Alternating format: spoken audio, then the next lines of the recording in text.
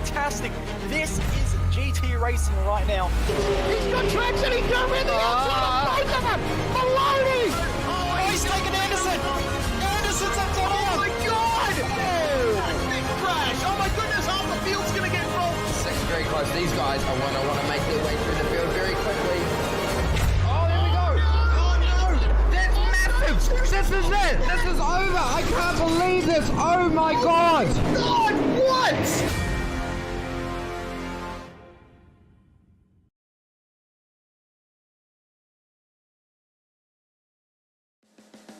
Welcome one, welcome all to SimSpeed TV. It's time once again. Every 3 weeks we go racing for the Southern Cross ESports Championship, getting into the meat of their summer series for 2022 and 2023, the second round of the championship at the Indianapolis Motor Speedway. We're going a little bit retro with this one. We're running the road course dating from 2009. Very long stretches of power on here, where there's going to be a lot of slipstreaming available for the drivers to make some big moves. Looking forward to this one, as I'm sure you all are on YouTube, on Facebook, and Twitch. To bring it to you all live here on SimSpeed TV is myself, Reese Gardner, with Matt Bowler joining me in the commentary box. Well, Matt, I've been looking forward to this one, as I'm sure you have. It was a bit of a interesting introduction to sim racing commentary for you last round, but as I have heard, you pretty much nailed it. So I'm looking forward to this one. Let's take a look at the track. Yeah, well, I don't think I've actually nailed it, but I've tried my best, and it's a pleasure to be working with you tonight, Reese, behind the comms. Definitely a interesting track around Indianapolis Motor Speedway tonight. Obviously, once again, running the old road course. Very wide track, long straight, very twisty, and definitely going to be a track for many long and hard battles. Indeed, we zoom on into Speedway, Indiana, where we see that historic rectangle that's been operating since 1909. The road course, though, dates from 2000, and it's starting to get on a bit. It is of legal drinking age in America, having opened at the turn of the millennium. And the layout that we're running from 2009, slightly different to what Formula One used. Down at the turn 9 and 10 area, there's a little bit of a shortcut where there once was a double hairpin, and there's also a bit more of a sweeping S-bend than it was when the road course first opened. In every other way, it's exactly the same layout that Formula One ran from 2000 to 2007. And as you can see, there's some good straights and a big overtaking opportunity at turn 1. But Matt, this track is largely about being technical. It's about finding the right compromise on the setup. Not that the drivers are going to have to deal with that. It's a fixed setup series. But the fact that there's no elevation change means it's all down to your specific inputs as to whether or not you can get a good lap down around here. Yeah, exactly right, Reese. And obviously last time out 3 weeks ago, we saw a lot of mistakes at one specific corner purely because of the elevation change. So definitely going to be a bit more technical here, and obviously making up their mind on when they're going to go for a pass. Is it going to be into turn 1? And obviously the run into turn 2 is a bit tighter and slower speed, so maybe that's a good opportunity for them. Or will they do it down the back straight where they can go through the zigzag and come out in front? Exactly. Well, a reminder of the format for this series. 15 minutes of qualifying that the drivers have just started at the moment. Then we got a 20-minute first race, an out-and-out sprint, and then a short break with 40 minutes for race 2, reverse top 12, and a compulsory pit stop for 4 tyres. And the pit window opens with 5 minutes passed in the race. It closes with 5 minutes to go. That's all you need to know in terms of the format. In terms of the championship standings, well, Gianni Lutzu has gotten his season off to a fantastic start, winning the first round of the championship at Fuji Speedway. Ray Oliver and David Hughes equal on points, 138 each, but we can see that Mike Pepper and Kirby Watts are very close to them. So second on back is looking like one heck of a battle, Matt. Yeah, exactly right. And obviously in 6 you got Trevor Hearn and Dean Hunt. Also Dean Hunt being tied on points with Ben Breyer. And then obviously Scott Stevens and Brody Watts also tied on points. A lot of people tied on points already in the first round. Indeed, certainly sets things up for what should be a fantastic season. And now we go to live pictures. We see the drivers making their way around the circuit with just over 10 minutes to go in the qualifying session. Looking at car number 6, Cameron Edwards, who is the organizer of this series. I had the pleasure of meeting him a few weeks ago at VRace Experience in Osborne Park. Great guy, and definitely the man behind the series. You can tell he definitely walks around like he owns the place. Let's see how he goes on this qualifying lap then. And it's a pretty good exit from the first sector, but we can see that he's already got a little bit of damage to his front bumper. So who knows? The aerodynamic performance might not be to his standards, but we can see you got to slow down through this S-bend all the way down to that tight left-hander.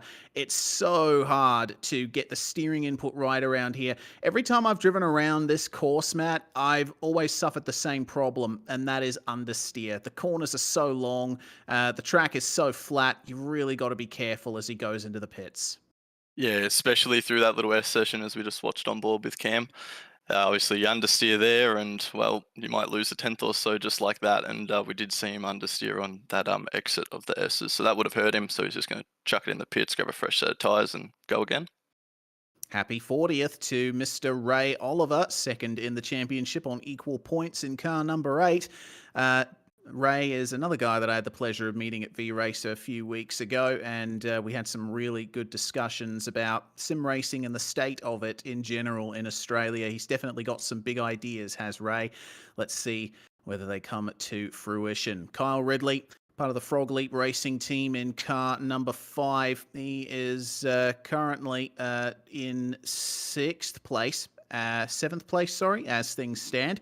We'll see if he can improve on that 1 minute 23.9 that he's already set. That looked like a pretty clean line through that particular section of the racetrack. Didn't take as much of the curb on the inside of that right-hander as I expected him to. That's one place where you can really take a lot out of the inside of the corner and not get the old off-track 1X. But it looks like Kyle's not too happy with this one. He's going to come into the pits as well. And we've seen a couple of these so far, Matt. The pit entry here at Indianapolis is definitely an interesting one.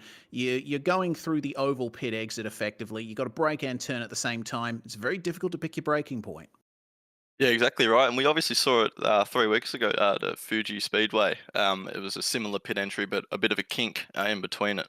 So hopefully they've done their entry practice, and hopefully there's no penalties like there was last week.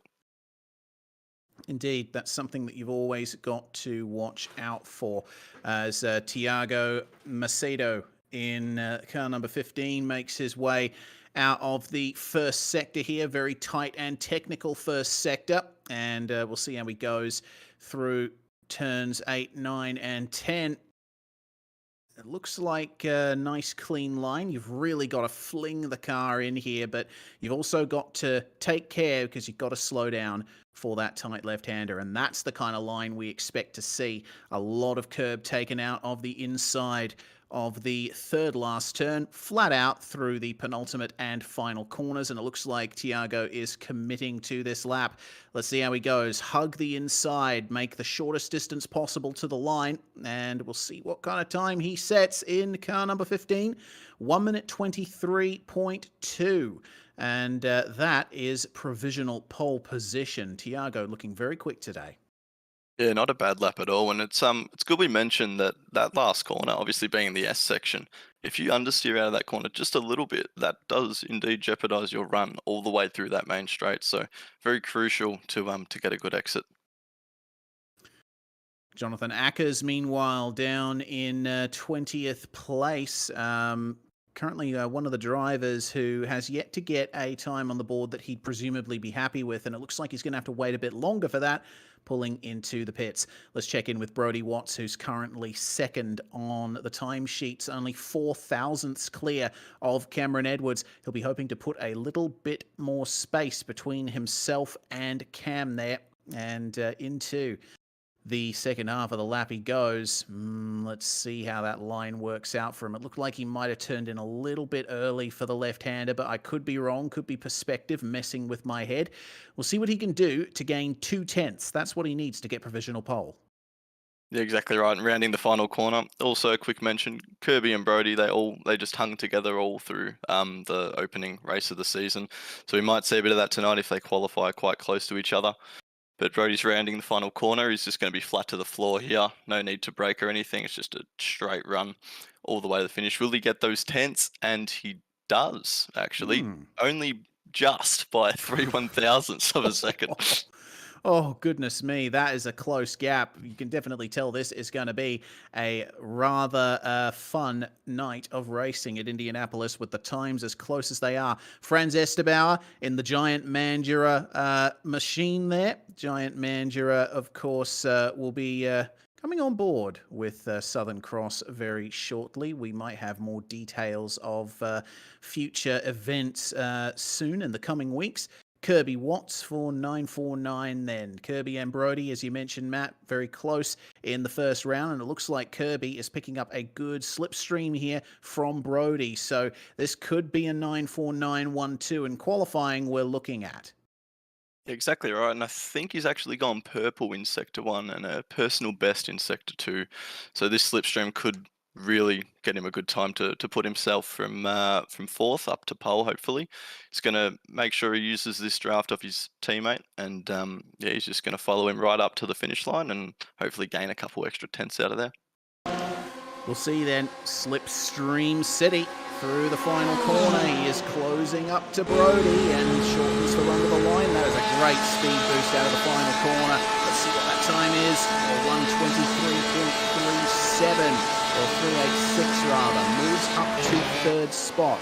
So top two covered by 1 and a bit tenths as things stand. But this is the man we're going to have to watch. Gianni Lutzu in the Racecraft Simulations #1, reigning champion of Southern Cross Esports, won the championship series just a few weeks ago to a couple of months ago. And we'll see what kind of pace he can get out of this #1 car. Of course, it is all fixed setup, so there's not much the drivers can do to alter the behavior of their cars. It'll largely come down to driving ability. So we'll see what Gianni can do to make use of the downforce that this Porsche 911 RSR produces. Looked like a very clean run there through the final couple of proper corners on this lap. Yeah, and there was a little bit of a wiggle from Gianni, but he's gone purple in both sectors 1 and 2, so we could be on to see a pretty brilliant lap here from Gianni.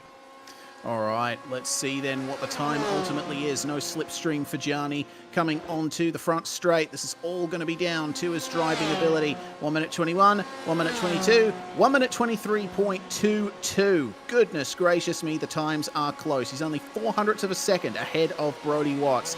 This top 5 is looking immense. Cameron Edwards only a couple of tenths off that in 5th place. Yeah, and it's a lot closer than it was in round 1. So, yes, Gianni had his clean sweep in round 1, got his 2 race wins and his pole position, but it's a lot closer this time round, so he's really going to have to put the hammer down in these races. It's not going to be easy to get. Yes, indeed. Well, Michael Howlett we ride on board with through the last sector, and this is a nice clean run out of the final corner. Car 45, Michael, he's in 12th place as things stand. We'll just work out for him here, 1:23.9. Looks like that's going to give him 3 spots moving up into the top 10. Well done there, Michael. And just demonstrating for a second there, turn 1, which is very difficult to get right at the best of times. It's a little bit different to the Formula 1 layout. It was made a little bit quicker on this version of the circuit that we're running. And you've got to almost late apex it, Matthew. It's very easy to get an off track. It's also very easy to get a wheel in the grass and do what Nathaniel Coburn just did and find the barriers. Yeah, exactly right. And turns 3 and 4 are obviously another main point on this track. Obviously, it's a very twisty track, so you sort of got to stick to one line and zigzag from one side of the track to the other. But turns 3 and 4, you want to be running it out wide and turning in quite tight. And I know from my racing experience around here, I don't know if it might be for you as well, Reece, but it does oversteer a fair bit. Yeah, that's what I find as well. Travis Dynan, meanwhile, for the Racecraft Simulations squad. Let's see what car 23 can do to elevate himself up from 14th We just saw Michael Brennan go to 16th overall, picking up a slipstream from his 9.5 SimSports teammate as Travis crosses the line, 1:24.6, and that is just a little bit off his fastest time so far. So that's going to be his last opportunity there. Only 20 seconds left in the qualifying session, and because we're using the heat format, it's a hard cut to the end of qualifying. Anyone who doesn't finish a lap in the next 10 seconds will not be able to get another time on the board. So that looked like a pretty immense lap there from Gianni Lutsu, and looks like he won't be under any threat there now. As the clock hits 0, qualifying is over, and we can make our way into the grid for the first race of the night. So Gianni Lutsu gets pole for race 1. And he's going to be starting on the front row alongside Brody Watts, with Tiago Macedo in number 15 on the 3rd spot, with Kirby Watts alongside him. Cameron Edwards and Ben Braja are going to round out the top 6. In 7th place, it's going to be the new 40-year-old Ray Oliver, and he's going to start alongside Rob Crisdale, with Michael Howlett and Kyle Ridley taking up the 5th row. David Hughes and Franz Estebauer are 11th and 12th. Yep, and we have TJ in 13th, Travis Dynon in P14, Dean Hunt in 15th, Michael Brennan in 16th, Barry Punter in 17th, and Nathaniel Coburn in 18th, followed by Sam Dwyer in 19th and Jonathan Akers in 20th. And obviously we have race controllers Keegan Sutton Baker, who will be looking over any calls that he needs to and making any decisions, and hopefully we don't see much of that tonight, Reece. Yes, indeed. Hopefully we don't see him make an appearance on track either, because Keegan is the safety car driver as well. There's a manual safety car in this series. If there's a big enough incident and someone needs a call back to pits and they're not able to get towed back, then we will see the field compressed. Quick reminder of what is to come in this championship. When we go into December, we'll be going to Brazil, into Lagos, and then in 2023, we have a trio of epic tracks with Phillip Island, Silverstone, and Watkins Glen to round off the season. It's going to be fun, but we'll have to bring our focus to tonight's racing here at Indianapolis. Pretty long run to turn 1, so if you make a mistake off the line, then it's going to be a long way towards the first turn. Of course, it is a rolling start, so you don't have to worry about dumping the clutch or anything like that, but it's going to be all about reaction times still, Matt, because rolling starts, well, you get a couple of milliseconds worse off than your rival. You're going to be hurting all the way down to that first corner. Yeah, exactly right, and it'd obviously be the other way around. If Brody Watts was on pole with his teammate starting directly behind him, he would have been able to tell his teammate when he was going, and there could have possibly been 1 and 2 by the end of turn 1, but obviously that's not the case, and Gianni will be starting from pole position. So it's really a matter of where he decides to go, Reece. Does he decide to go early, or does he try and wait it out as long as he can? Obviously this run down to turn 1 is quite big and quite long, and obviously everyone's just going to use the slipstream off one another. It's going to be a big fest of slipstreams tonight. So yeah, the real question is, when does Gianni Lutsu decide to go? Yeah, that will be the story that is told once we enter the final corner, because the pit entry is just before the final turn here, and once the safety car pulls in, then the leader can go pretty much any time they like. Reminder of how long we're going to be racing here in the first one. 20 minutes for the first race here, and then of course twice the length for race 2 with a reverse top 12. So we'll have to keep a close eye on the battle for 12th in this race. That's going to define who starts on pole for race 2. Yeah, exactly right. But also we've got to keep in mind for race 2 that there is a compulsory pit stop of 4 tyres. So obviously we shouldn't talk about it now, but we will just go over on when will they pit. You know, will they use an undercut? Will they use an overcut? How will they gain against their competitors? That is the big question. Well, the safety car is starting to pull away here, and I'm wondering if either of the drivers at the front are going to be getting a little bit of a hurry up here to just catch up to the safety car. But as things stand, it looks to me as though the field is in order, and we will be getting a start very shortly. So Gianni Lutsu is going to be the one leading the charge here, and out of the last proper corner of the lap they go. If they were at speed, it would just be a flat-out run to the start-finish line. Okay, field is all formed up. We are ready to go. When will Gianni Luzzu decide to make his way onto the 100% throttle input? We'll wait with bated breath to see. As they come through the final corner, this is where the start zone will be entered. Everyone just watching Gianni Luzzu, waiting for that call to go racing. And Gianni goes in the middle of the final corner. Look at that. That's exactly what we were talking about. Reaction times, all the be-all and end-all here. The green flag flies, and we're racing at Indianapolis in Southern Cross ESports. And Gianni Luzzu with a great advantage down to the first turn. Hard on the brakes and into the right-hander. Brody Watts is going to keep second, but there's contact between Tiago Macedo and Kirby Watts, who almost gets sent off the track. And then, oh goodness, Franz Estebauer going 3 wide back in the pack, and Travis Dynan going for a spin. That's collected Michael Brennan. Brennan has gone off the circuit, and looks like the sole casualty so far of lap 1. We'll see how they go then as they make their way through the twisty first sector there. A little bit of a trade for position. Robert Crusdale and Ben Braja making their way through without much incident, and car 58 will keep his running there in 8th spot. So pretty reasonable start, all things considered, although there have been some further issues for drivers down the field. Looks like Nathaniel Coburn has gone for a bit of an adventure. Franz Estebauer has just spun, and that's very unfortunate for a few drivers in the field. But up front, looks pretty clean. Yeah, and I'm seeing a lot of cold tyre input on this first lap race. There's a lot of bit of oversteery moments. People are getting on the throttle too early, and obviously with no traction control, it's going to make it quite tough to get these tyres warmed up in the opening laps and put some good laps in, I guess. Yes, well, these cars do have traction control enabled, but I should highlight that that's not going to save you if you go for too much of a slide. If the TC kicks in when you're in the middle of a slide, then it's just going to exacerbate it. As there's some interesting side-by-side back in the field. Looks like an exchange for position there between Dean Hunt and TJ, as there's a problem for Kirby Watts. He is going slow, and it looks like there was a problem for him it looks like he might have picked up a slowdown actually in turn 1. Yeah, I think that's what it was. Yeah. All right, well, he's got his hands full at the moment. 67 trying to fight off Dean Hunt, and looks like he's been successful in that.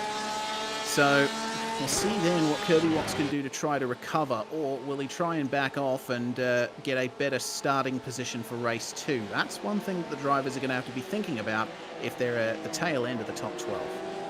Exactly right, and obviously last time around we saw a lot of hard battling so early on into this race. Obviously it's only 15 minutes, so you've got to make the most of it and try and pick off as many people as you can. So, you know, this battle already for 10th and 9th is already heating up, and yeah, it's going to be a matter of time before we see some real side-by-side action, which is what we're seeing right now between Ben Brayer and David Hughes coming into turn 1, completely side-by-side. And that's what happened for Franz Estebauer in the opening corners, as we see the number 23 go around one more time. Travis Dynan getting some heavy contact in the right-hand side that spun him around. Here's what happened to Nathaniel Coburn. It looks like further contact with Estebauer, who has not had a good opening to this first race of the night. So looks like Coburn is looks like he's gotten some repairs done, and he's coming back out onto the circuit now, but Travis Dynan still there in the pits, and may very well be a retirement here from race 1. So back to the front, Gianni Luzzu leading by a second over Brody Watts, and I've got to say, Matt, a second is a pretty good place to be if you're looking to not get a draft. Is that further issues there for Kirby Watts? Another slowdown for him. Yeah, he's gone too wide and off the circuit there, or has he? I think it might have been a few corners before. Might have been. It didn't look like he went too wide at that corner, so... Yeah, I'm not too sure what the deal was there, but either way, Kirby Watts slow, and he is now in 12th spot, which is going to guarantee him pole position for race 2. Here we go then, Michael Brennan trying to get into the top 10 here versus TJ in the number 39. And will the outbraking be okay at turn 1? No, it won't. It's gone. Actually, hang on a minute, we were looking at a different car there. It was David Hughes, unfortunately, who was sparring with Ray Oliver, but it looks like Brennan has gotten the move done there. And we'll check in with David Hughes. Oh no, that's Brennan again, who ran a little bit wide there, and it seems that he's managed to get back into a rhythm now. Yeah, and it was that turn 3-4 section, as I spoke about, just a little bit of oversteer, and it kicked you out wide. So very crucial to be nailing that corner and getting a good exit. But we jump back on board live. Oh, sorry, we know we're on a replay. My apologies. Yep. This is the incident between David Hughes and Ray Oliver. Sorry. All good. Yeah, no worries. Oliver trying to get the move done at turn 1, and he ultimately succeeded, though not without running a little bit deep. So now Oliver is catching up to Braja just ahead of him. At the end of this lap, Gianni Lutsu extending the gap. He's leading by 1.2 seconds as it's side by side between Oliver and Braja out of the final corner. A little bit of side draft might come in here for the number 58 of Ben, and he'll have the inside for turn 1. Will Ray be able to hold him off? Later on the brakes slightly for Ben Braja, but looks like Oliver is going to yield that coming into the first corner, and David Hughes fancies another go at him. Yeah, exactly right. And yeah, obviously we're already quite a bit into this race. It's not a long race, as we've spoken about, but yeah, Gianni obviously 1.2 ahead already, and I think if he gets to about 1.5, that slipstream could be well far gone. Yeah, definitely. That's the main number you want to think about if you're looking for slipstream on iRacing. It comes into effect from about 1.5 seconds back. It's really strong from a second back or less, as Kirby Watts now tries up the inside of TJ, trying to get some positions back here, trying to get into 11th, but it's defended very nicely by the number 39. We'll see what they can do onto the front straight here at Indy, across the bricks, and pick up a bit of a slipstream. Looked like a good exit there from Kirby Watts. He's going to be picking that up all the way through the final corner, but will he want to make the move early? Because there'll be a chance for TJ to come back at him. Out of the final corner then, Tom then goes over to driver's left. He leaves the inside open for Kirby Watts, who has a great bit of overspeed down the front straight. And into turn 1, this should be an easy done deal, but TJ trying his best to force the issue again around the outside in the braking zone. But position made up for Kirby Watts. That is now a second place start for race 2 for him, and Tom now holds provisional pole position for race 2. Yeah, but that was a perfect example of what the slipstream is like around that final corner all the way to turn 1. It's just allowed Kirby to go flying past and pick up an easy position just like that. Battle for 6 continues here. Braja, Oliver and Hughes trailing behind. Oliver catching a little bit of slipstream down the back straight, which isn't very long, but can afford you a potential move up the inside. It's all going to be about the exit from this right hand. A slightly tighter line there from Ben, but it looks like Ray has picked things up on the throttle application. Let's see if Ray Oliver can move himself up into 6th place in this race. Slipstream picked up on the apex and up the inside. Door was left wide open there by Ben Braja, and Ray Oliver moves up into 6th place. Will Braja fight this into the braking zone for turn 1? Moves to the racing line. Oliver was on the brakes a little bit earlier. They're going to go side by side through here. Braja has the door open on the inside. He's going to try and defend this. Oliver gets pushed off the track and into the grass. And that's just allowing David Hughes to jump in on the battle, and yep, there it is, Ray Oliver running a bit wide at that turn 3-4 sequence, and Braja's obviously just pulled a tiny bit of a gap, but I think, if I'm not mistaken, he's just lost a bit of time. It could possibly be a slowdown. Yeah, potentially. Looks like they've gotten back into the rhythm though, and all of that fighting has now brought the trio of Brennan, Hunt and Watts into it as well. It's now a 6-way fight for 6th place. This is the kind of freight train that I really love to see. I do like trains. I do a bit of train spotting in real life, but I always like seeing a little bit of choo-choo action on the sim too. Absolutely right, Reese. And yeah, about 6 cars in this battle for 6th place. So it's really anyone's to take for 6th. And obviously with that invert grid, it's not really going to hurt you too much where you finish, because you'll most likely be starting around that position. So if you can finish that 6th spot, then you'll be in a pretty decent position for race 2. But we're jumping on board with Kobe Watts. We are indeed, and you saw that he decided to turn in late for the final corner just to get out of the slipstream so he could make this move into the braking zone on Dean Hunt. And in he goes, a little bit deep, but he can defend that. Meanwhile, it is on between Braja and Oliver once again. Ray Oliver frustrated in his attempts to get past. Has he gone too deep here, potentially? Oh, looks like he just managed to park it on the apex a little bit and stymie the run for Ben Braja. So there is Ray Oliver, car 8 into 6th there. And up now, 1 position from where he started. That's a problem for David Hughes. He has let Kirby Watts by. So Hughes now down into 10th. Something went very wrong for him in that section. Oh, hello. Here comes Ben Braja again. Try and get back up the inside of Ray Oliver. These guys are certainly leaving nothing on the table. Exactly right. It's all for 6th position at the moment, which is great. It's a bit more entertaining than the battle for 1st, which is almost out to 2 seconds now, the gap. But yeah, absolutely anyone's for 6th place. But yeah, this is what you've been missing out on, Reese, the last 3 weeks. The first race of the series, absolutely jam-packed with just hard racing like this. It's been great to watch and great to commentate. So hopefully you get a good night of racing to watch and commentate, and eager for round 3. Indeed. I'm very eager for round 3 as well, as Braja tries his best to outbrake Ray Oliver into turn 1 again, but Oliver a little bit braver on the brakes, a bit more rubber on the racing line too, certainly helped that. And now we can see that Michael Brennan is saying, hello guys, I am here. Tries up the inside of Braja, but is unsuccessful in getting by. Meanwhile, Dean Hunt and David Hughes have formed a bit of a duo here for the last position in the top 10. And this has closed up a lot, certainly.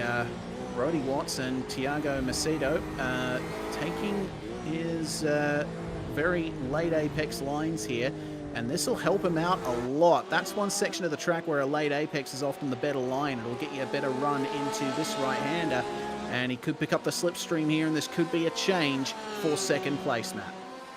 Yeah, and there was a big cut of the curb from Tiago. I'm not too sure if the older layout does have slowdowns at that corner. I know that the new circuit does, but I think he might have gotten away with it. He doesn't seem to be slowing down at all, but yep, definitely getting a strong slipstream off Brody Watts, and I think he might be close enough to have a dive here, and yes, by the looks of it, he's going to. And he's just, yep, not later than him on the brakes, but he's still there. And yep, enough room given to go side by side, but Brody Watts is going to hold on to the position. The fight continues here. Ray Oliver still not safe for 6th. In fact, Braja getting up into 6th spot now, and Michael Brennan tries to get around Ray Oliver, but offline into turn 2. No chance of getting by there. And a defensive line from Braja as well. These guys fighting hard in this last stage of the race. We only have 6.5 minutes to go. So this first race has absolutely flown by. And these guys are going to be fighting all the way to the end unless something happens between them. Just out of information, Rob Crisdale in 5th place, currently the fastest car on track. He set a 1 minute 24.1 on the previous lap, and that is a full 10th faster than the next quickest drivers. And well, you've got to wonder, if he was a bit closer to Cameron Edwards, he might have a chance at elevating himself up, but we'll see what he can do in race 2. The fight continues for 6th. Yeah, and obviously that gap's still I think there still could potentially be a slipstream. It's about 1.6 seconds between Cam and Cruisdale. But yeah, he needs to obviously find a few tenths this lap if he wants to have a go at him. Back again, too wide with Breyer and Oliver here into T1. And they're too wide, and Brayer's going to hold on to the position, cover him off for turn 2. Well executed move, and well, back into position 6 for Ben Breyer. Michael Brennan is just waiting for something to happen, isn't he? He's been sitting behind these two for God knows how long, and he's been watching them trade places, trade positions, and he's been looking to try and find a way through. But I think he's playing the long game here. He knows about the value of the slipstream around this circuit. Maybe we could see a potential move from him on the final lap, as long as he can stay in touch with that duo up ahead. And Braja and Oliver both getting good exits out of that right-hander. So see what Michael Brennan can do to catch back up to them here in the twisties. It's got to be about half a second behind them in order to get the maximum benefit from the slipstream. Yeah, there's about a 10-second gap between Breyer and Robert Cruisdale, who's in P5. So battle's mainly on for 6, and yeah, Michael Brennan might just be playing the long game, but he's only got 4.5 minutes to do something about it. So yep, Ray Oliver and Ben Breyer are obviously battling hard. Maybe he's just waiting for them to go too hard and potentially cause a collision, or just make the most of a failed opportunity from one another. Indeed. Well, the slipstream is picked up by Brennan as Oliver has to defend once again there from Ben Braja, and into the first corner they go. A little bit of a trade of lines there, and well, there goes Brennan. He sees a little door open as that's very deep from Ben. This could allow Brennan alongside. It does. So Michael Brennan will take 7th place there. A little bit unsettled was Ben Braja. Oh no, Ray Oliver spins. Oh, that's such a shame there for the number 8. And he is going to lose that 6th place as a result. Yep, and Michael Brennan 2 positions in just a few corners. So what was the cause of this instead as we jump on a virtual race score replay? Yep, just a bit too much brakes pressure, bit of a snap oversteer, and yep, around he goes. Good that he's held the brakes just to make sure everyone's aware that he's obviously having a bit of a moment. But yeah, that's really unfortunate from him. He was doing really well and looked like he almost had P6 covered. Yeah, it's a real shame for Ray Oliver. Fortunately, gets off the racing line and is now back into 12th place, which is actually not all that bad. That's provisional pole for race 2. Yeah, might have been a 40th birthday surprise for him as well. So it's probably not the birthday he wanted, having a spin, but yeah, if he's 12th, or is it on? Or... That's 2nd and 3rd there. Tiago Masadou and Brody Watts coming together, and that has brought Cameron Edwards and Rob Crisdale right into the fight for 2nd spot. This is going to get very spicy in the last couple of minutes. Catch a virtual racing school replay of that one. Side by side there, Tiago trying his best to go for a move up the inside. Brody Watts offline, and then Tiago, oh yeah, that's a late dive there. And it looks like Brody Watts was already turning in at the time that happened. So a little bit of biff and barge between the two of them, but not much in the way of damage. We'll see it on board here from Tiago's perspective. And yeah, there we go. I don't know if race control are going to take a look at that one, because it seemed like that was a bit of a dive bomb. Yeah, I mean, he possibly could get out of a penalty if there is one to give by redressing. Brody's only just behind him on road, so he could redress it, but by the looks of it, doesn't seem that he's going to. Only about just under 2 minutes left in this race, so about 2 laps left, I'd say. So yeah, it's going to be interesting all the way to the end. Gianni Luciu's absolutely run away with it, so really the battle comes down to 2nd, really. Yeah, Gianni Lutsu leads by 5.8 seconds, and this battle for 2nd has really tightened up. So we'll see with a 5/10 gap back to Brody Watts. I think Tiago might be safe. We'll have to wait and see. But Rob Crisdale has a great view of it. He also has a great view of the outside of the racing line as he ran a little bit deep into that left-hander. Manages to gather it back up. But now it's all on for Cameron Edwards. He is looking at a potential podium here. We'll see what he can do to find his way past Brody Watts. Has to get a mammoth exit from this next right-hander. Watts is trying to come back at Macedo here. What can he do as there's only 40 seconds left on the clock? Oh dear. That was close. Yeah, it was very, very close. It looks like Edwards running off the circuit, and Robert Crisdale has gotten into fourth as a result of that. Edwards very slow. He's going to get back going, but will he be in danger of losing fifth to Michael Brennan? Meanwhile, across the line comes Gianni Lutsu to start the final lap of the race. And this is going to be a very dominant victory for Gianni. Everyone behind him just fighting over these spots, and it's still not over for second place. Brody Watts had the slipstream down the start-finish stretch.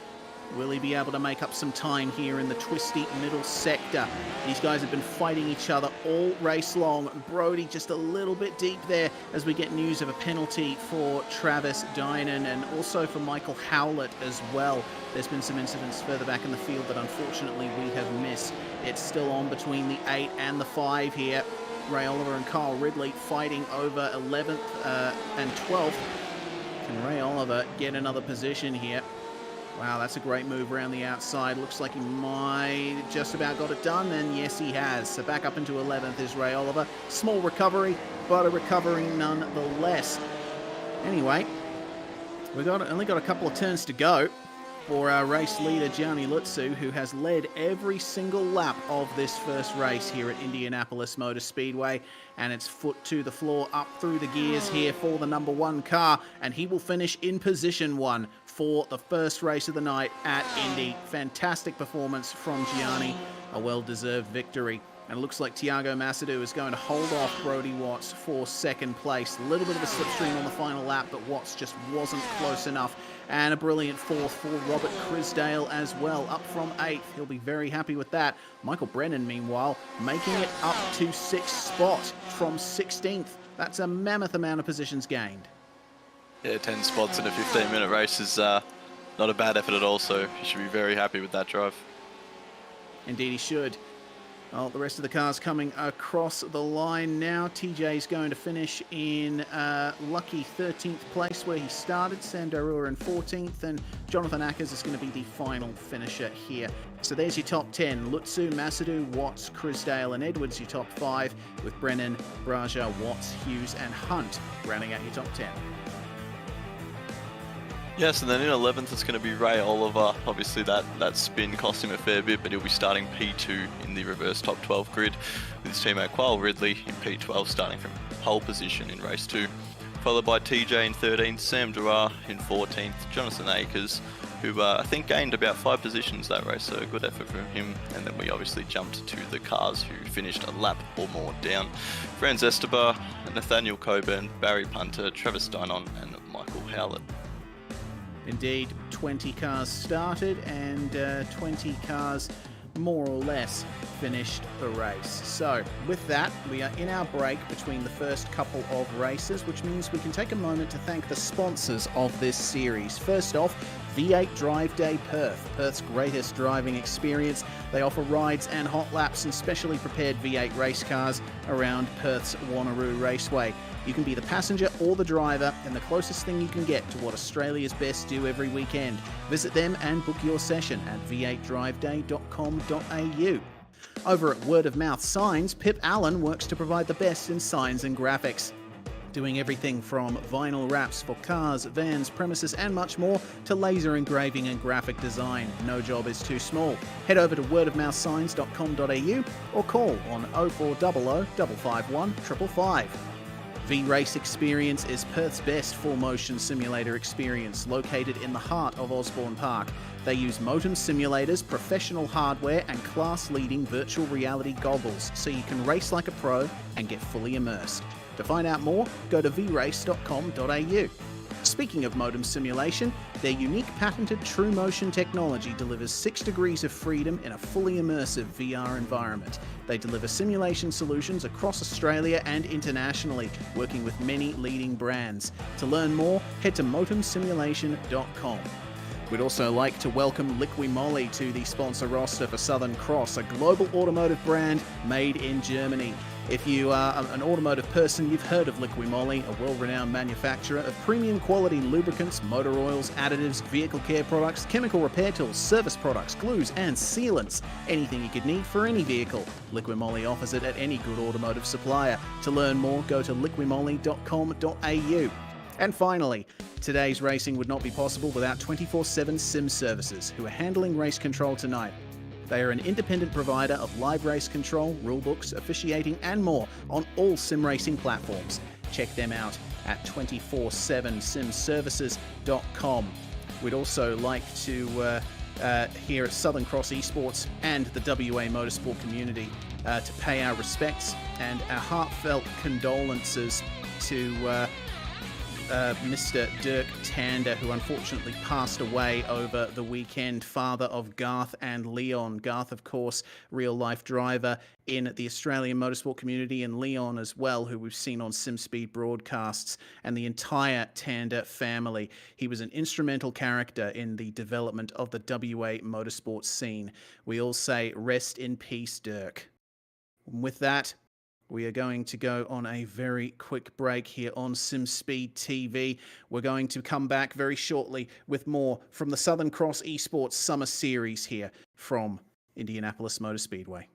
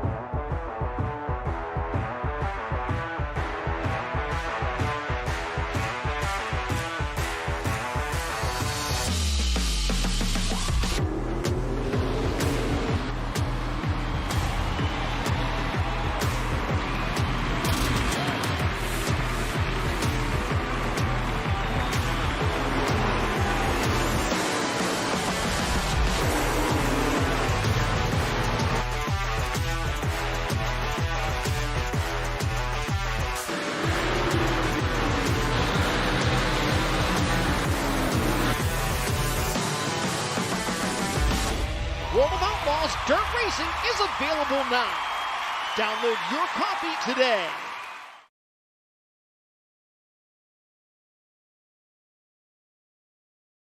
You're watching SimSpeed TV. It's the Southern Cross Esports Summer Series from Indianapolis Motor Speedway, and as we mentioned before the break, racing in memory of Dirk Tander, who passed away over the weekend. Round 2 from Indianapolis Motor Speedway certainly turned it up here in the first race. That 20-minute race one certainly was a sight to behold, Matt. This is going to be a fun one for race 2 because we've got a 40-minute race coming up in just a few seconds with a reverse top 12. Yep, and obviously we can't miss the 4-tyre compulsory pit stop. We mentioned it briefly earlier, but yeah, when will those drivers do that pit stop? Will they pit a bit earlier to get an undercut with fresh tyres on their competitors, or will they overcut and hope that they're quicker on the older tyres? Indeed. Well, we'll find out very shortly with Kyle Ridley starting on pole alongside Ray Oliver, with Dean Hunt and David Hughes taking up the second row. Kirby Watts and Ben Braja in 5th and 6th. Starting out of 7th spot is going to be Michael Brennan alongside Cameron Edwards. Rob Crisdale and Brody Watts 9th and 10th. Then it's Tiago Masadou and Gianni Lutsu, the top 2 from the last race, on the 6th row. And then in 13th, we'll have TJ, followed by Sam Dwyer, Jonathan Akers, Franz Estebar, Nathaniel Coburn, Barry Punter in 18th, Travis Dynon 19th, and Michael Howlett rounding out the top 20. Indeed. Well, that's going to be all 20 drivers on the grid now and waiting behind the iRacing pace car as we go 4, 3, 2, 1, and we'll get things going for the formation lap here. This is a race where strategy is going to come into it. Pit window opens with 5 minutes past in the race, and it closes with 5 minutes to go. And you've got to make sure you get your car into the pits in that 30-minute time frame. And when you do it is entirely dependent on preference, but also the fact that this circuit is so flat, it means that the tyres actually go through quite a bit of scrubbing if you don't get your line just right, Matt. It means that we might see some people in tyre conservation mode early on in the race. Yeah, not only that, Reece, we're going to have to focus on that pit entry. Obviously, last round we saw a number of drivers pick up pit lane penalties for speeding too fast into the pit lane or slowing down too late. And yeah, with this pit lane, it's just about the same, but without that kink, that left-hand kink at Fuji. Whereas this is just a long right-hand kink and then hard on the brakes to slow down for the pit limiter. So yeah, they're definitely going to have to watch that speed as they enter the pits and hopefully not jeopardise their race. We get a good aerial view of that very winding first sector here. That long left-hander is one that you've got to be so careful through to try and preserve your fronts. And we already see the telltale signs of incidents from the previous race there and in the warm-up too, with tyre tracks through the gravel. We might be seeing a few more of those by race's end. Now, question is for Kyle Ridley, when does he decide to go? Because they would all have noticed that Gianni Lutsu went foot to the floor in the middle of the final corner. Will Kyle Ridley do the same thing? I'm sure a few people are expecting him to do that. Will he go early or will he wait is the big question. Yeah, but then we also got to make sure that the two cars on the front row also happen to be teammates. So I'm sure as soon as the first one goes, the second one will be going straight with him. And actually, while I look at that, it's actually the top three on the grid. So we should see a tiny bit of a jump between those three compared to Kirby Watts and David Hughes potentially. We may very well indeed. In comes the pace car, or he's going to wait a little bit, I think. Looks like Kyle Ridley is keeping a lot closer to the pace car this time around than Gianni Lutsu was. So this might be a late go here to green flag conditions. Pace car in, and now eyes will be on Kyle Ridley. What does he do here? He's gonna wait all the way until the actual green flag is flown to actually get going. So it's a very compressed start this time around for race 2. We already see the makings of potentially 4 wide back in the field. Oh, big defensive moves from drivers in the middle of the top 10. But Kyle Ridley's going to lead the way into turn 2. It's almost 3 wide in the midfield, and that is going to spit off the circuit Robert Crisdale. And he's just going to brush the barriers there. No damage for the time being, but lap 1 once again at Indianapolis, proving that it's a case of survival. I'm pretty sure I just saw Gianni Lutsu race gain 3 positions in 1 corner. Through that 3-4 sequence, he went up the inside of 2 drivers, and then I think it was David Hughes ran wide, and he also picked him up in that sequence of corners. So Gianni seems to be off to a flying start so far. Yeah, absolutely. He is. Very good point you make there, Matt, because Gianni is now up into 5th after starting from 12th, and he's looking to make up even more positions as Michael Brennan now tries his best to keep himself a little bit better in the midfield. He's fallen down quite a bit. He was one of the drivers that had a very poor first couple of corners. He's down into 15th now, having just made up a position. Looks like a problem for Barry Punter, falling down to 19th and last running car. It doesn't look like Sam Darua took to the start. As have a look at this. This is fantastic racing here for 6th place. David Hughes on the inside with Ben Braja and Brody Watts. Now Watts is on the outside. Braja's going to sweep through to the apex of turn 1, but he's going to run a little bit deep and having to make some room on the inside is David Hughes, so Brody Watts will continue on, and it's a free position for Cameron Edwards. Yep, that's right indeed. And he currently sits, this is the battle for 8th, I should say. And yeah, obviously everyone's still quite close and compact as we see a move. Sorry, I've just lost that as we speak. It's Massadou making a move on David Hughes, a 2 wide. Will Massadou stick it around the outside? Still 2 wide, and they're going to be going 2 wide all the way to the next straight, or very close down the back straight. But Thiago Massadou seems to have the road clear ahead of him now, as long as he hits this brake mark properly, and he does. So now he's got all of his eyes on Cameron Edwards in 8th position. Speaking of Cameron Edwards, he has got Ben Braja for very close company, as it looks like there's been a big incident further back. Travis Dynan and Michael Howlett all involved, so we might have to go to another replay right after this one. Checking out the start once again, and we'll see how Gianni Lutzu made up so many positions. You'll see him hard on the brakes around the outside there, and then goes almost 3 wide. Yeah, definitely 3 wide to turn 1. A little bit of contact. Okay, that's what put Rob Crisdale off. But Lutzu then gets those 2 places up the inside, coming into turn 4, and another position picked up on the 727 of Nathaniel Coburn. So, excellent stuff there from the race 1 winner, but it was definitely a big incident further back in the pack, and we have a few cars with damage. Oh goodness, that looks very ugly. Yeah, indeed. So it's going to be we're riding on board with TJ in this replay. Coming just off the back straight and through the zigzag corner. Yep, he's just had a bit of a dive, and it just hasn't worked out. Speed him across the track, and yep, that's very unfortunate for Howlett to be collected in that incident. Yeah, unfortunate indeed, and it looks like the problems are continuing there for TJ. He's had another problem in the opening section of the lap, so he's now running plumb last, which is a real shame for him.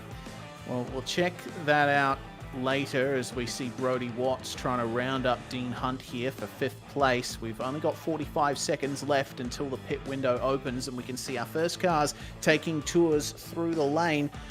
Let's see what the slipstream is like here for Brody Watts. Will he be able to get up into 4th? And late move to the inside.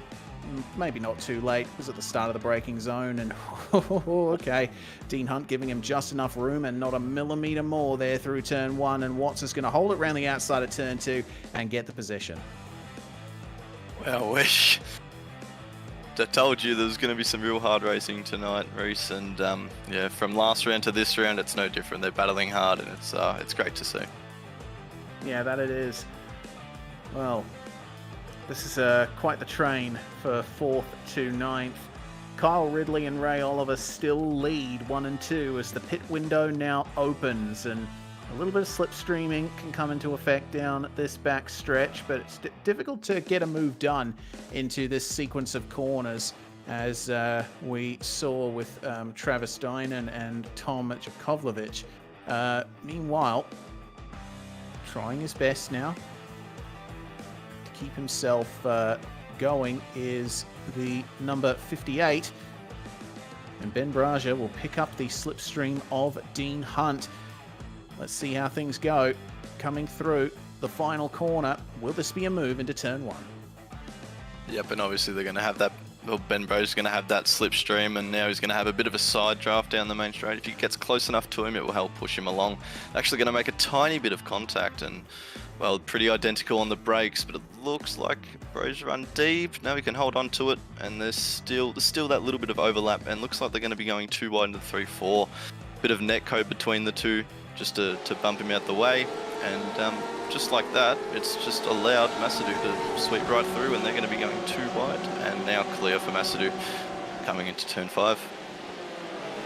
Absolutely.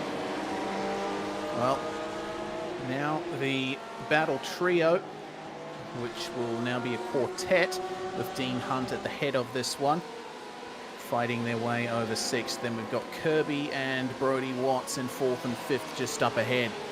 This will be interesting if they can manage to close the gap again, these guys, for 6th on back. Bring back some of that magic of the, oh dear, that was very much across the grass there for Tiago Masadou. He might have caught a slowdown there. No, it looks like just an off track. No sign of slowing down there from the number 15, as we get a penalty for Travis Dynan and a drive-through from race control for that incident that we caught the replay of coming into turn 10. Slipstream picked up for Masadou. Meanwhile, Hunter's going to try and protect the inside of turn 1. Brody and Kirby Watts trade places just up ahead of them as well. But will Dean Hunt be able to get the move done here? Try and defend the inside. Looks like he might just be able to. Yeah, Tiago had to go tight in turn 2 to keep him there. Yep, and Ben Braja's just caught right back up to it once again. So, yep, as you said before, 4 cars all battling hard so early on into the race. Still only about 8 minutes into this race, and Yeah, it's quite action-packed. There's a bit of two-wide action between the 58 and 6. Indeed. Oh dear, oh dear. Oh, will Ben Braja be able to get the move done on Cameron Edwards, who still holds on to 8th spot here. Very fun battle, this, and we've seen fun battles all the way through the field so far here in race 2. We haven't had anyone come in for a scheduled pit stop just yet, though. So it looks like drivers are just trying to preserve as much as they can. We usually see drivers pit at around the 20-minute mark and split the race in twain, but we'll have to see what kind of strategy they go for on this very tyre-hungry circuit.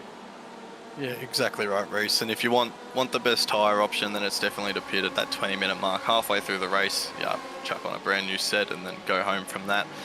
But just as we mentioned, that Rob Crusdale was black flagged, and the battle is actually on for the lead as we speak. And that is, well, now Gianni Lutsu, from starting 12th, has caught all the way up to these leaders and is all over the back of Ray Oliver.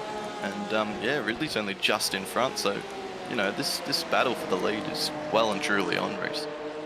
That it is, and Gianni Lutsu's pace has been immense. He took a full 6/10 out of Oliver and Ridley on the previous lap, and the fighting continues further back, but we'll keep our eye on this to see if Gianni Lutsu can get himself up into second place. Looks like he might do the smart thing and just wait until the straight to try and get this move done on Ray Oliver. Got to take it nice and easy through this corner and try and round up the entry and then the exit for this final right-hander. Hello, Felix, my cat, who has decided to make an appearance. I apologize. I don't have a door on this room that I'm temporarily in, so he likes to have his big brother pay some attention to him. Either way, riding on board with Kyle Ridley for the race lead.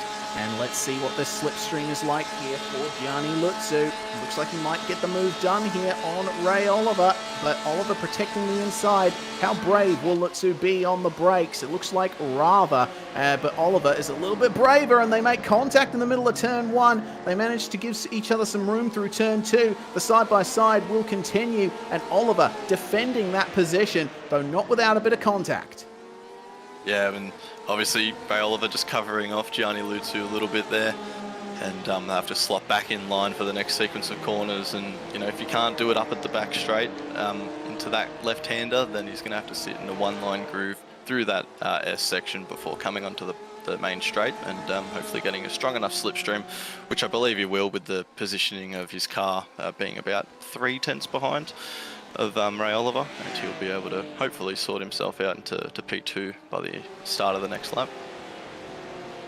Indeed, an attempt was made, and a second attempt shall be made. What this battling has done is it's given Kyle Ridley a little bit of an advantage that he might be able to carry, as Brody Watts now is starting to gain a bit of time here. He was almost level with Lutsu in terms of pace on the previous lap. But if he wants to try and have a go at passing, he might have to try and undercut him on tyres. On board with Lutsu. Third place, looking at second, and that is a very well picked up slipstream. They run a high downforce fixed setup here at Southern Cross ESports, though. So once you get out of the slipstream, you hit a metaphorical brick wall, and Lutsu finding that out as Oliver continues to try and keep this position, but Lutsu with the inside line into turn 4, he is going to grab that place.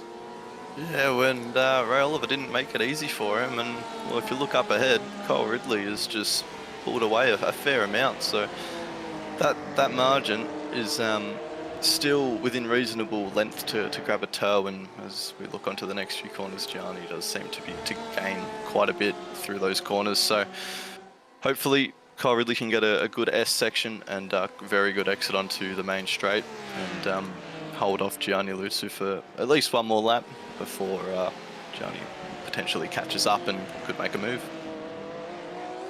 Yeah, the gap is about 0.8 of a second between Ridley and Lutsu, which means there will be some slipstream for the number 1 on the way onto the start-finish stretch. Okay, let's see how much of a slipstream he can gather up. And on board now, looking from the back of Kyle Ridley. The number 5 is looking over his shoulder right now because have a look at how strong that slipstream is. The high downforce fixed setup definitely means that once you're behind a car, there's a big overspeed boost. And Lutzu, round the outside into turn 1, is going to take the race lead. What a brilliant fight up through the field after starting 12th. Yeah, but it's not over just yet. Cole Ridley could have a move, but Gianni Lutzu does in fact cover that position off. So that is P1 for our race 1 winner after starting 12th in race 2. One also, another thing to mention with the pit stop, about 25 minutes we should see cars pit. I originally thought that there was no fuel interference where you had to top up the tank a little bit, but I deemed that I must be wrong. So about 25 minutes we should see some cars come in. That way they can cover off the fuel requirements and chuck on those 4 fresh tyres and go for it, I guess. Indeed, a little bit of a splash that these cars may or may not need. As we check further back in the field and looking at Michael Brennan, who we did see down in 16th place on lap 1. Big incident for him is, oh, that's a little bit messy there for Dean Hunt on the exit. Had to deal with a little bit of oversteer, it seems, and could bring Dean Hunt into the fight for P9. Hunt goes for the early turnout there. He's not picking up the slipstream on the way into the final corner because he knows if he picked it up a bit too early, he'd be right on the bumper coming through, which means he wouldn't quite be able to make the move. So outside line for Dean Hunt. What will he be able to do on the racing line in the braking zone? Brennan makes his way past Braja just up ahead, and will Dean Hunt and David Hughes be able to work themselves out? Looks like Hughes was a bit unsuccessful in trying to make his way past. Well, number 89, Michael Brennan, got the move done on Franz Estebauer and was up into P11 last time I checked. And that's how he... Oh, no, actually. That is a problem there for Brennan. He was fighting with the 58 of Breyer. So, actually, I'll have to reassess everything that I said there. Seems to be a little bit of netcode there, Reese, in the rear of the car. So it'll be interesting to see what race control say about that. But yeah, he sits in 11th now, while Brea's in about 8th position. Yeah, shame that that happened because it was a great fight up for Michael Brennan after that poor lap 1. Rob Chrisdale is the first car to make a scheduled pit stop, meanwhile. Goes down to 19th and a lap down as the leaders make their way past. Gianni Lutzu has put on some fantastic times here. He was 3/10 faster than Ridley and Oliver on the previous lap.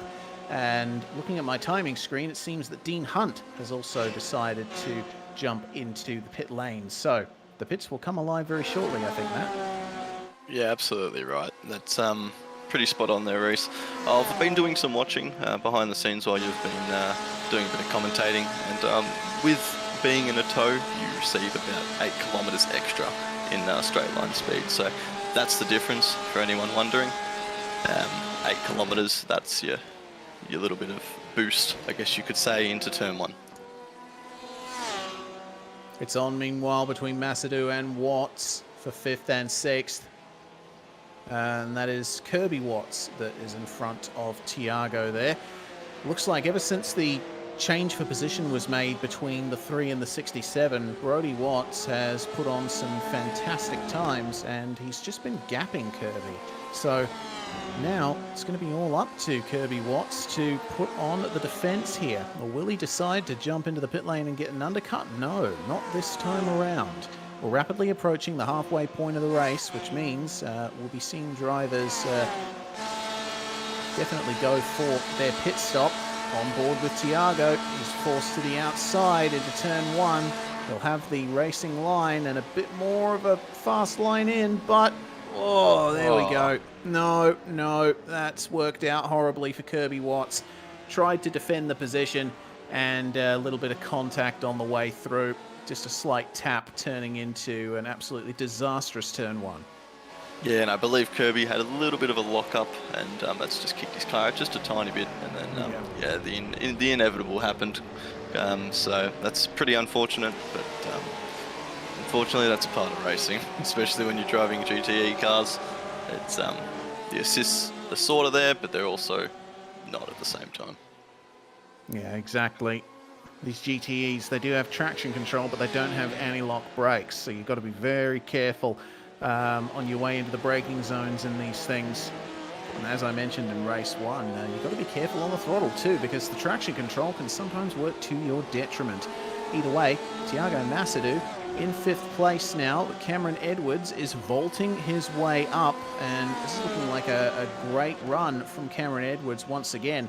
Remember, finished in 5th, I believe, in the first race, and now he's looking at a potential 5th place again as Kirby Watts makes his way into the lane. That spin definitely deciding his strategy for him. Yeah, absolutely, and we're just still approaching the 20-minute mark into this race, so we're obviously seeing some people starting to pit now, but I reckon about 5 more minutes and we'll be seeing a lot more, and majority of the field potentially come in for their 4 tyre changes, and yeah, that little splash of fuel. And we'll see how Kirby Watts goes there. I'm monitoring his pit stop times at the moment. It's looking about 38 seconds is the stationary time for most drivers. Nathaniel Coburn has made his way into the lane as well, and he'll be coming out in about 15 to 20 seconds time. So the top 14 have not visited the pit lane, and Travis Dynan still has yet to make a actual pit stop. He did have a visit to the lane, but that was to serve a penalty. Yeah, exactly right. And yeah, just looking towards the front, Gianni Lutsu not pulling away as much as we thought he would. Obviously has that little bit of a pace advantage over the rest of the field, obviously winning race 1 and clean sweeping last round. He's come into this round hot, and yeah, not pulling away quite as much as we would have imagined, and I get the feeling that might be due to the toe down that front and back straight. Obviously he's making up a few tenths in the corners, but yeah, it's just allowing Kyle Ridley and Ray Oliver to use his toe and just suck them straight back in. Formation flying for Kyle Ridley and Ray Oliver as Gianni Lutsu continues to jet away from them, now leads by 1.2 seconds. So they're still getting a whisper of a slipstream off him, but they might lose that in the next couple of laps as Brody Watts is in the lane. Michael Howlett as well, we see on screen, making his compulsory pit stop, and that is complete. But crucially, the stop is completed with 13.4 seconds elapsed, and that tells me that he has not taken all 4 tyres as he should.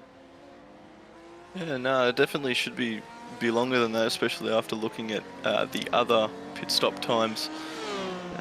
Yeah, it definitely seems like he hasn't taken 4 tyres. Maybe he's jumped in just to repair the car and get out, but yeah, if we don't see him drop in again, then I feel like race control might potentially have something to say about that. Indeed, in comes Travis Dynan meanwhile to serve that compulsory pit stop, joined in the pits by Ben Braja, who comes out of 6th place.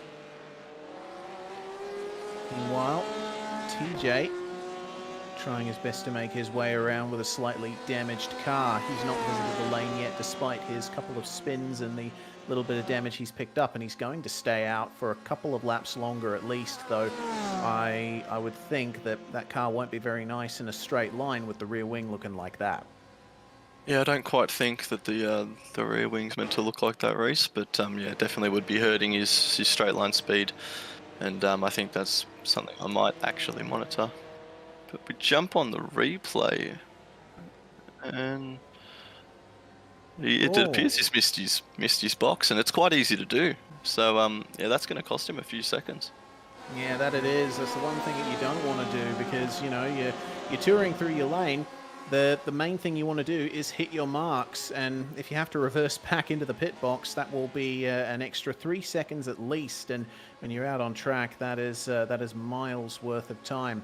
Jonathan Eckers as well into the lane, and currently in the middle of serving his pit stop. So that leaves now the top 10 left to make a pit stop. Yeah, and that lead at the front is starting to spread, Reese, quite a bit, and it's almost starting to fall out of reach of the Frog Leap drivers of Kyle Ridley and Ray Oliver. So Ray Oliver's a bit further back to Ridley than I would have thought, but yeah, they're definitely still in it for a good chance at the podium. So got to keep their heads high, and all it takes is one little mistake from Gianni Lutsu, whether that be on track or in the pit lane.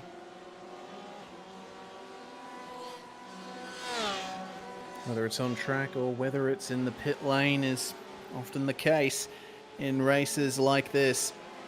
Well, Oliver and Ridley, what can they do to try and come back against Gianni Lutsu at this point? The gap is continuing to extend. Lutsu leads by 2 seconds now as he's made his way past Travis Dynan, lapping him, and is going to stay out of the lane once again. Looks like these guys at the front, they're leaving their pit stop as late as possible, as TJ and Barry Punter are now in the lane in 11th and 12th. Punter will fall to 14th.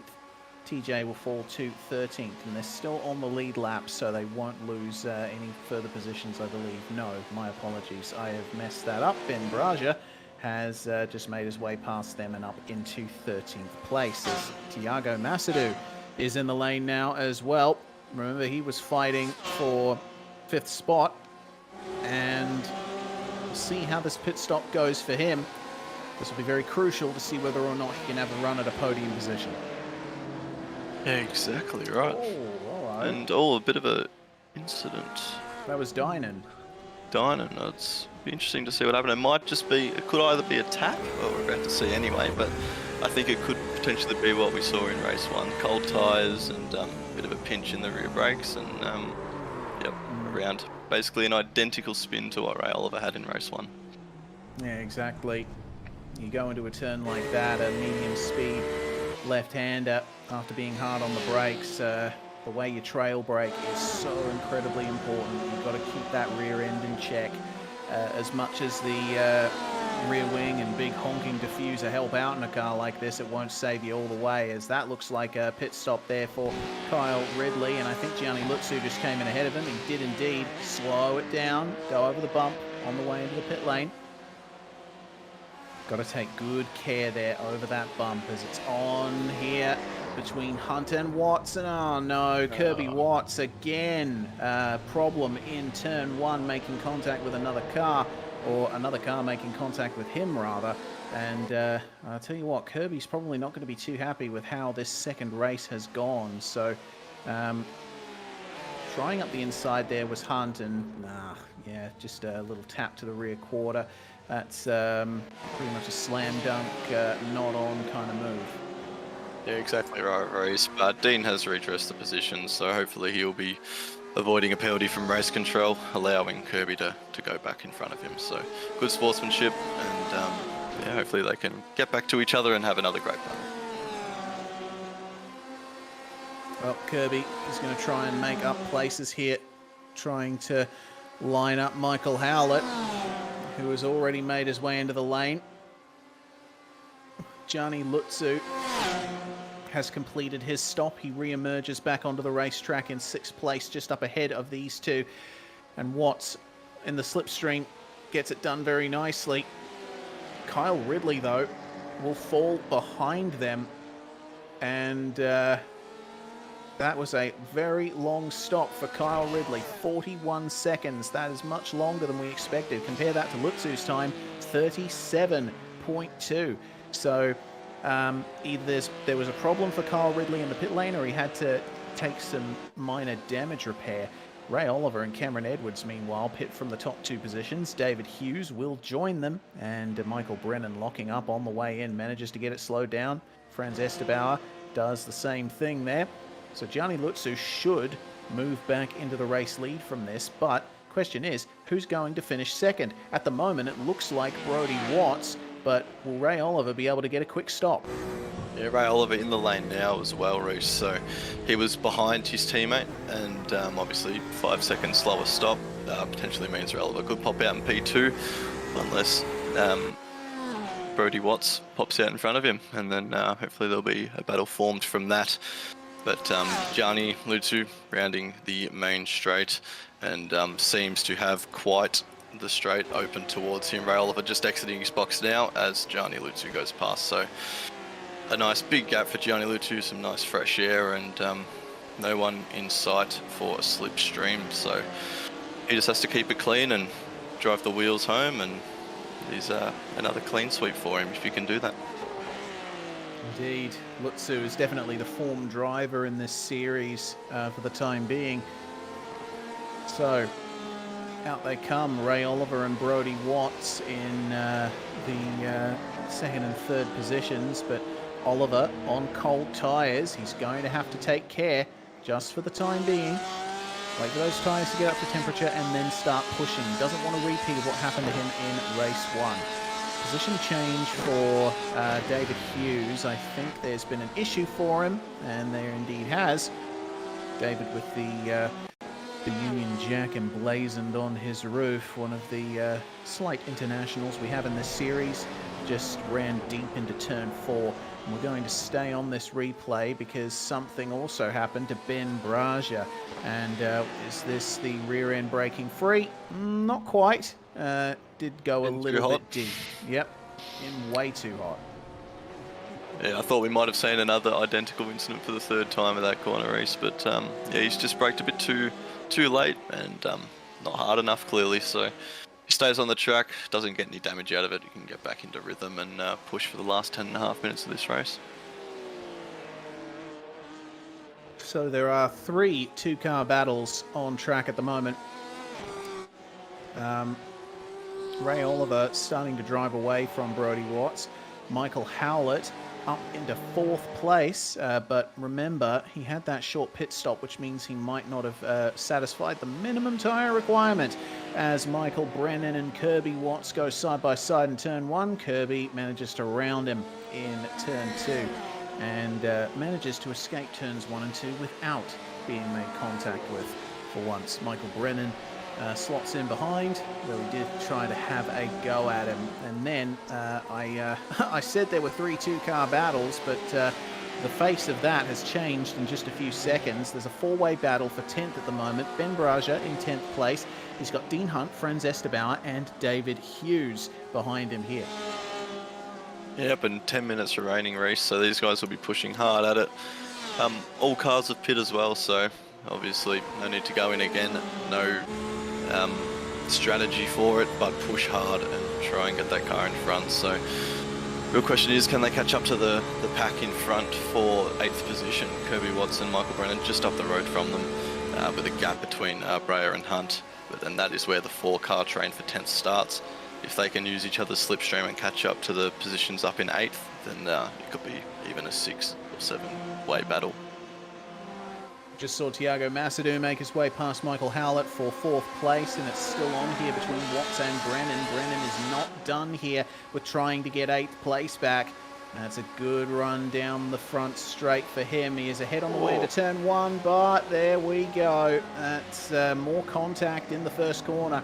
Franz Estebauer and Co going right into it, arriving at the scene very quickly. Brennan does get back going. He's lost the position to Estebauer for the time being, and on the brakes a little bit early there. He is now in the midst of that battle with Hunt and Hughes behind him. Yep, and Dean Hunt obviously being innocent bystander, showing up and being a car parked in front of him and couldn't slow down in time. So unfortunately, he's copped a whack to the front, which has damaged the front splitter a little bit. But obviously they're all still together, so that's the main thing, and there's still positions to be gained. But Brennan's still on track. The car's definitely looked a lot better at the start of the race than it does now, but his car's still going strong and hopefully not down on any pace. Well, not much chance of a slipstream for Brennan for the time being. He'll have to put on some really good times in these last 7 minutes, try and catch back up to Braja. as Dean Hunt and David Hughes find themselves on the same bit of racetrack together once again. And this time, it's going to be David Hughes making his way past before the final corner, but then that means Dean Hunt picks up the slipstream out of the final corner and could come back at him here into the first turn. Side by side on the way into the braking zone. Get on the brakes as late as you possibly can, but try not to overshoot turn 1. Room given on the inside by David Hughes, and they're going to go side by side through turns 1 and 2. There goes Dean Hunt, slightly wider, but straighter line through turn 2 means you pick up the throttle a little bit better. A great move and very respectful from both drivers, giving each other enough room, but yeah, a very exceptional move from Dean Hunt, and that will put him up into 12th position. Obviously a bit further down than he would have liked, but being down 9 positions, should be happy with that move he just pulled off. Another car looking to make their way past Michael Howlett. Number 5, Kyle Ridley, will stick his nose up the inside on the way into the final corner, and Howlett has no choice but to give room here. Could be a little bit of side draft potentially, but this is going to be harder than Kyle Ridley would like to get the move done and also try and keep Cameron Edwards with a reasonable gap behind. But looks like just lifting off on the way into the braking zone was Michael Howlett, and that's position gained there for Kyle Ridley. And rapidly arriving on the scene is Cameron Edwards. We'll see if he can make his way past at turn 4. Yep, shows the nose, and Howlett's like, yeah, all right, mate, you can have that one. Exactly right. I was always wondering if Michael Howlett didn't have enough fuel, but yes, he does indeed. He's just lifting off and letting those guys go past. So Cameron Edwards gains a position, moves himself up to 6, being up 2 positions for the race. And now going to try and chase down Kyle Ridley. And these two have been quite close together for the majority of this second half of the race. So hopefully they stay together towards the end and bring it home strong. But yeah, they're definitely in range for a slipstream for Cameron Edwards, just a matter of how he will use it and how he will go into turn 1. We've seen quite a bit of incidents at turn 1 tonight, so obviously is it best to go around the outside, Reese, or is it best to go up the inside?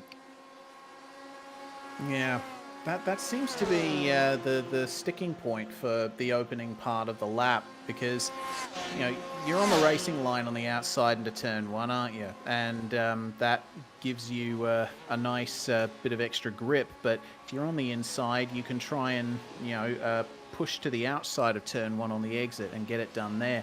Trade for position, and it looks like that's Cameron Edwards making his way past Kyle Ridley. So the move being made on Michael Howlett didn't do much to keep Edwards behind. So Cam is now up into 5th place, and looks like it might be a double 5th at this point here for Cam. Yeah, he's driving very well tonight, and he should be happy with himself. But just saw on screen before, Thiago Massadou rapidly catching Brodie Watts up ahead. Just look at the last few laps: 6 tenths on lap 22, 8 tenths on lap 23, and 7 tenths on lap 24. He's catching at a rate of knots, and I'm sure that once again Reese will see a turn 1 move next lap. Yeah, it's looking like it, as Thiago Massadou has caught up here to Brodie Watts. This is going to be a fun move here, with another penalty coming in for Travis Dynan, unfortunately. Seems that the night has not been kind to the number 23. Meanwhile, Massadou in the slipstream of Watts, but it's being protected by Brodie on the inside, and he moves to the middle of the circuit to try and widen his line into turn 1 as much as possible. Who is later on the brakes? It is Brodie Watts. He carries a bit more speed into the apex, and Thiago decides, okay, I'm just going to have another go in a lap or so's time. Not much time left to do it, though. We've only got 3 minutes left.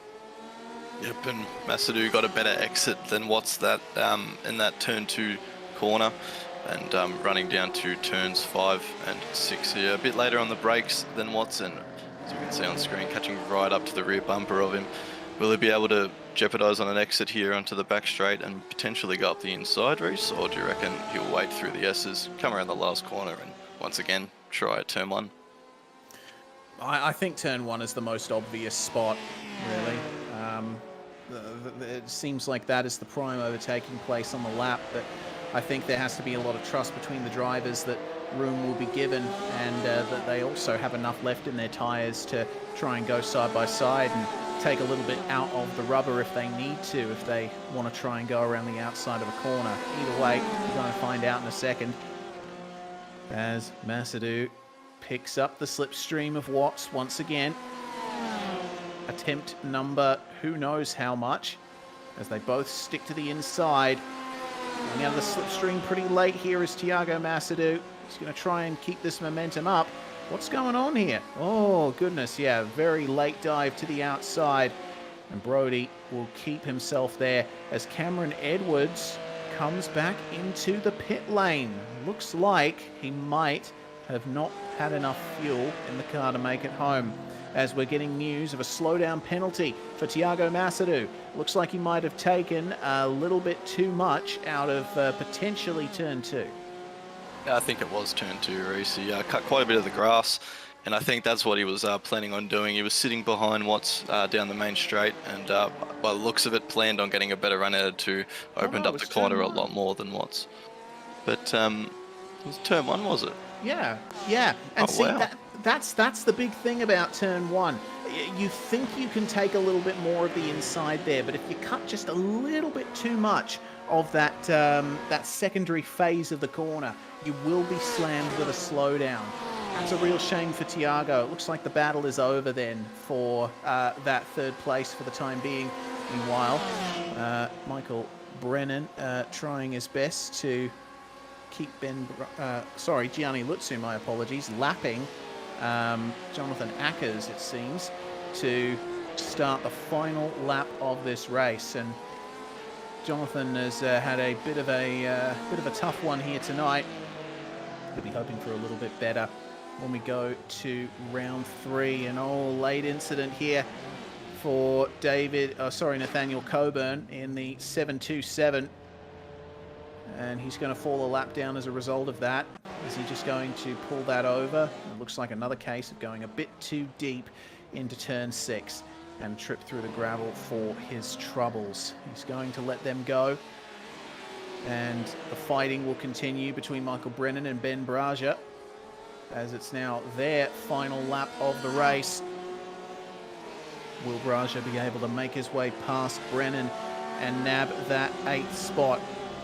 A lot of drivers that have lost places in this one, and any ones that can be gained back would certainly be welcome. But coming into the final corner now is Gianni Lutsu.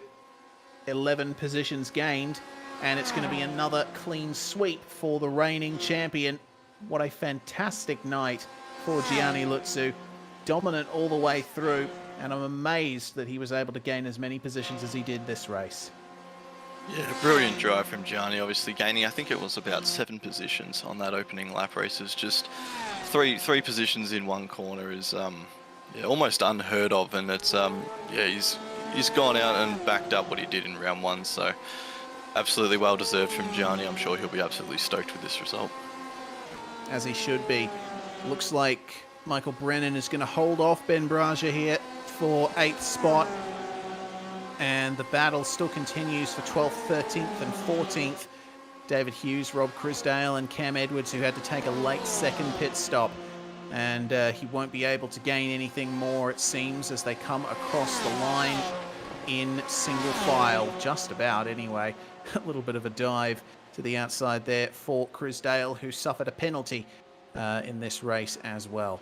Well, either way, the celebrations shall begin in the garage of the number 1. Now, can anyone stop Gianni Lutsu is my question, because he definitely had a very tough time of it in the first season of Southern Cross Esports we broadcast here on SimSpeed. Still had quite a bit of competitiveness around him in the Championship Series, but Summer Series looks like he is the man to beat by a long way, as he takes victory by 8.1 seconds over Ray Oliver, Watts, Masadou and Ridley, your top 5. And with Howlett, Watts, Brennan, Braja and Estebao rounding out our top 10, that's a pretty good result there for Franz. Could turn into 9th, with Howlett potentially looking at a penalty for not taking all 4 tyres in the stop. Yeah, but obviously Estebao up 6 positions that race, but following on from that in 11th we have Dean Hunt obviously getting caught out with that late innocent bystander sort of moment through turn 1 and hurting that front splitter a bit, but followed from that, David Hughes will finish in P12, followed by Robert Crisdale, Cam Edwards, a bit unfortunate for him in race 2, unfortunately for that, and TJ rounding out the top 15. Jonathan Akers will round out 16th, and followed by Nathaniel Coburn, who we saw a late incident on the last lap, followed by Barry Punter, Travis Dynon, Sam Duar rounding out the top 20. Well, those are the results then, as we make our way back around to interviews for tonight's racing. And of course, first driver we're going to talk to is Gianni Lutsu. It's another clean sweep for you, Gianni. Great night at Indianapolis. It's Reece, yeah, thank you. Yeah, really good night in the office tonight, actually. Another clean sweep to put into the books. Yeah, it's always really nice to drive a car that's, yeah, really stuck to the ground and really had a lot of speed. Yeah, obviously we started out the night pretty well, obviously putting it on pole. The times were quite a bit close, and yeah, I didn't really expect it to be that close, but obviously with the toy it makes it a little bit more closer than usual, I guess, especially at a track like this. And then yeah, race 1 was really just about getting that good start, and obviously with the straights it makes it quite easy to kind of get a good jump and get quite a good gap at the beginning, and then yeah, just sort of maintaining it all the way through. And yeah, obviously then we get to the feature where it's a little bit more difficult than normal to sort of get through, obviously starting back in 12th, but yeah, we obviously made a good pass around turn 1 around the outside and got quite far up, and yeah, then the rest was just sort of making our way through, and yeah, then we ended up at the front and just about, yeah, maintaining the gap and obviously doing a good pit stop, and yeah, then that brought us to another clean sweep. Indeed it did. How was the track to drive? Because it's a very technical circuit here at Indianapolis. Definitely would do something resembling a number on the tyres with how much this track prioritizes mechanical grip. Yeah, for sure. No, it was quite definitely a difficult track on the tyres, especially around here. I felt as though compared to other tracks we've sort of gone to with this car, I feel like TC was a sort of a big issue here. I felt every time you sort of got on the power, the TC was trying to kick in, and you sort of had to combat that. But yeah, definitely towards sort of the end of stints, the tyres, yeah, definitely did start to go off a little bit. But I think, yeah, it was about more so just trying to kind of, yeah, maintain them through the stint and not try to push them too hard too early, and just sort of, yeah, keep a bit of tyre life towards the end. So yeah, it was quite good. We were able to stay quite consistent with the times, which was really good, and yeah, obviously allowed me to, yeah, have that pace to sort of push towards the end of stints and, yeah, try break away a little bit. All right, well, either way, that's a fantastic result for you, Gianni. Looking forward to this season. Looks like you're the guy to beat, so we'll give you a moment to thank your sponsors and supporters before we let you go. Thank you, Reece. Yeah, no, obviously a big thank you to 95 Sim Sports, Sean and all the crew, Michael for jumping into another 9.5 car tonight, and yeah, helping us out on track a little bit. And obviously, yeah, it's always good to have my teammates out there on track. Yeah, obviously flying the flag for 9.5. Obviously, yeah, big thanks to Aaron Gray as well. He was helping me out in the comps tonight, and yeah, sort of keeping me composed, and yeah, sort of giving me a few tips on what was going on around the track, and yeah, just keeping me cool. Big thanks to Turn-In and Racecraft Simulation, my personal sponsors, for yeah, all their support in my racing, and yeah, for giving me, you know, the chance to do what I kind of do out here, and obviously, yeah, to 9.5 as well. But yeah, big thank you to you guys as well for holding the stream and all the commentary and stuff. It's always nice to sort of go back after a meeting and kind of watch it from the outside rather than, yeah, obviously driving the car. And yeah, big thanks to Cam and all the guys at VRace for obviously putting this all together, because yeah, we obviously wouldn't be here without them. So yeah, obviously really good to sort of get another clean sweep under my belt. It's obviously really good for the championship, and yeah, it gives us a little bit of a buffer to sort of have those mistakes later on in the season. But obviously, yeah, we sort of try to aim not to have that, but you never know what happens, especially in this series. So it's always yeah, really good to sort of have that buffer, and allows me just to go out there and do what I love and drive this car as fast as I can. So yeah, looking forward to the next one. It yeah, should be mint. Should be indeed. Thanks very much for joining us, Gianni Lutsu. Double race win here tonight. Next up, of course, is Ray Oliver, and that was quite the birthday present for you, Ray, getting a podium in race 2. Race 1 didn't quite go your way with a little bit of an incident in the first sector, but certainly making up for it with a great drive in that second race. Yeah, you can probably tell I don't really like this place. So I probably haven't done a lap for about 3 years. So yeah, sort of just jumped in tonight and got in there, which is a bit of a surprise where we've ended up. But sitting with Gianni and Kyle, sort of got into a rhythm and just kept going with it. Indeed, was a really good holding down of the top 2 positions at in race 2 by you and your teammate Carl Ridley. So were you guys talking about strategy much? How were you approaching that mandatory pit stop? We were just trying to keep ourselves together without mucking each other up and try and keep on Gianni's tail, just to try and use the slipstream to see if we get away from the rest of the other boys. And then when they pitted early, we already knew there was going to be a tire dig around here, so I was just like, just go as long as possible and come in with the new fresher tires. Well, either way, that is an 11th and a 2nd for you here tonight, and you've already said you're not much of a fan of Indianapolis, so you must be looking forward to Interlagos the next round.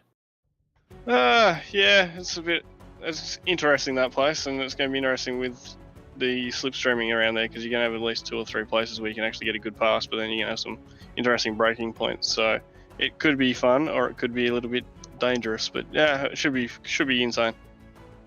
Should be indeed. Well, before we let you go, Ray, anyone you'd like to thank for your podium in race 2? Just the Juice Energy, all Ports Gaming, Toyo Sim, the Pet Door Company, FH Creative, and all the guys from Frog Leap. And special thanks to Cam for what Cam's been able to do behind the scenes as well, because there's been a few things coming on stream in the last few weeks, and it's been pretty much a madhouse. So yeah, cheers to everybody. And cheers to you, Ray Oliver, for joining us in the commentary box. Fantastic result for him in the 2nd race tonight. Meanwhile, last driver interview of the night is going to be the number 3, Brodie Watts. It's a double podium for you, Brodie. You certainly had to work for it in race 2, though. Yeah, it's a pretty tricky track. Coming down that first straight, or the back onto the banking and that sort of thing. It's just a pretty dangerous toe, and just was lucky to hold on to P3 there at the end. I think maybe there was an off-track penalty or something, which kind of gifted it to me, but I was definitely fighting for it. Yeah, and fighting was the name of the game in the first sector, at least. It's a very difficult sequence of corners there to open the lap, and if you're trying to make a move on someone, you often have to wait a few corners before you can get it done. Yeah, absolutely, and just the track temp was pretty high. I think it was pretty slippery, so it was also easy to make a mistake and lock up and potentially ruin your own race as well. So it was it was kind of finding that right balance of pushing, but not pushing too hard, I guess. But very happy with the result. As you should be, and that's a very good points haul for you coming out of this round. Looking at the championship standings, if I can just bring them up on my end. Certainly it's going to be difficult to try and overcome Gianni Lutsu for the time being, but as long as you keep picking up those points, you should be in contention. Yeah, absolutely. I had a bit of a mare in the first round, so it was good to be able to just get back into the rhythm and just settle in and like you say, get some good points. And it's only round 2, so we got a little way to go to just keep up the consistency, which from the last couple of seasons has definitely been the name of the game. Absolutely. Well, before we let you go, Brodie, anyone you'd like to thank? Just 949 Sim Racing for all the livery and that sort of stuff, and any support they offer. Did a lot of practice with my brother Kirby this week, so that was pretty helpful as well. Showed me a few pointers, and my mate Carson for his he did some strategy stuff for me, so really appreciate that. All right, Brodie Watts joining us in the commentary box there to round off the night of racing here at Indianapolis. Well, Matt, of course, as I alluded to, we go to Interlagos for the next round. We saw a fantastic Formula One race there this past weekend, and I'm looking forward to seeing some Porsche GTE action around here on the 7th of December. Yeah, obviously be some different lap times to Formula One cars, but the racing will definitely be the way it's been the last 2 rounds. Another twisty and tight track, and plenty of room to go side by side. So another long straight to tow everyone around, and yeah, it should be an absolute blast to commentate alongside your race. Absolutely, it should be really awesome to work with you once again, Matthew, and we want to give our thanks to Jay Kennedy behind the scenes as well for bringing you these live pictures across the internet. Big thanks once again to our series sponsors, V8 Drive Day Perth, Word of Mouth Signs, VRace Experience, Motum Simulation, and Liquimolly. Of course, big shout out to 24/7 Sim Services for providing race control through the night as well. I'm Reese Gardner, it's Matt Bowler alongside me, and of course Jay Kennedy behind the scenes. We're SimSpeed TV. We'll see you next time. This is your chance to get behind the wheel. The opportunity to race just like the pros. From the grassroots levels, where we all got our start, to the most popular race cars on the planet. From the fairgrounds of Nashville to the high banks of Daytona, to tracks that will never be forgotten. Realistic driving, intense competition, all from the comfort of your own home. This is the ultimate motorsports simulation. This is iRacing.